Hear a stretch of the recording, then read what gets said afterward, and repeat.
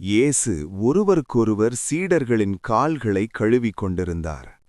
அவர் மெதுவாக பேதுருவிடம் வந்தார். பேதுரு அதிர்ச்சியடைந்து கேட்டார், ஆண்டவரே, நீங்கள் என் கால்களை கழுவுகிறீர்களா? அவருக்கு புரியவில்லை. ஆசிரியர், தேவன், அவர் எப்படி சேவகராக இருக்க முடியும்?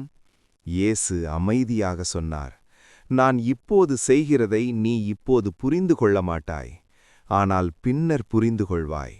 ஆனால் பேதுரு உடனே சொன்னார், நீங்கள் ஒருபோதும் என் கால்களை கழுவ முடியாது. அப்போது இயேசு ஒரு ஆழமான வார்த்தை சொன்னார், நான் உன்னை கழுவாவிட்டால் உனக்கு என்னோடு பங்கு இருக்காது.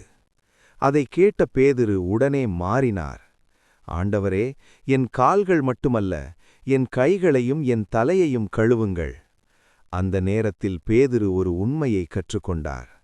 தேவன் செய்யும் செயலை நாம் எப்போதும் புரிந்து கொள்ள முடியாது, ஆனால் அதை நம்ப வேண்டும்.